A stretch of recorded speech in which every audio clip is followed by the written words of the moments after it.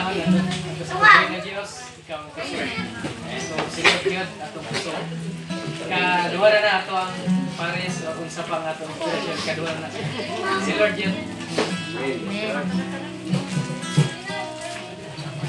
Ikaw ang puso ka na.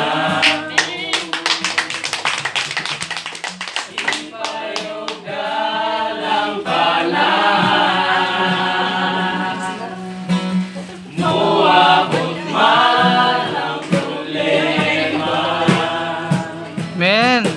Walay makapahimula, walay makikakumpara sa imong gugma.